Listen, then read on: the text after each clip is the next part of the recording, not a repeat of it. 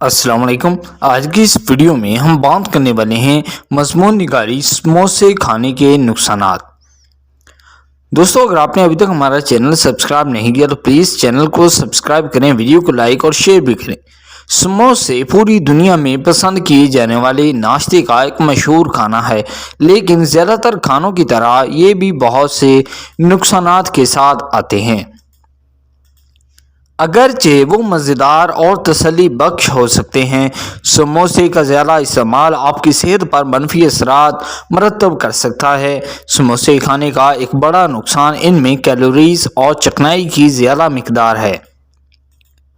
سموسے عام طور پر گہرے یعنی کہ زیادہ تلے ہوئے ہوتے ہیں، جس کا مطلب ہے کہ ان میں تیل کی ایک بڑی مقدار ہوتی ہے اور ان میں غیر صحت بخش سیچوریٹڈ اور ٹرانس چربی زیادہ ہوتی ہے۔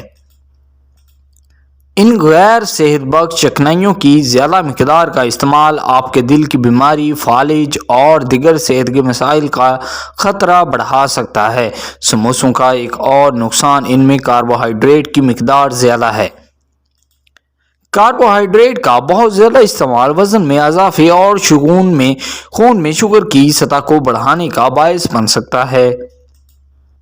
یہ ذیابیطس یعنی کہ ڈائبٹیز کے شکار لوگوں کے لیے خاص طور پر پریشانی کا باعث ہو سکتا ہے، کیونکہ یہ ان کے خون میں شوگر کی سطح کو کنٹرول کرنا مشکل بنا سکتا ہے۔ سموسوں میں بھی اکثر سوڈیم کی مقدار زیادہ ہوتی ہے، جو کہ ہائی بلڈ پریشر اور دیگر صحت کے مسائل کا باعث بن سکتی ہے۔ ان کی زیادہ کیلوریز، چکنائی، کاربوہائیڈریٹ اور سوڈیم کی مقدار کے علاوہ سموسے کھانے سے پیدا ہونے والی بیماریوں کا ذریعہ بھی بن سکتے ہیں۔ آخر میں سموسوں کا استعمال منہ کی صحت پر بھی منفی اثر ڈال سکتا ہے۔ آخر میں، جبکہ سموسے ایک مزیدار اور تسلی بخش ناشتہ ہو سکتے ہیں، انہیں اعتدال میں کھایا جانا چاہیے۔ صحت پر ان کے منفی اثرات کو کم کرنے کے لیے یہ تجویز کی جاتی ہے کہ تیاری کے صحت مند طریقے جیسے کہ بیکنگ یا توے پر فرائی کریں اور کم چکنائی اور کم سوڈیم فلنگ کا انتخاب کریں۔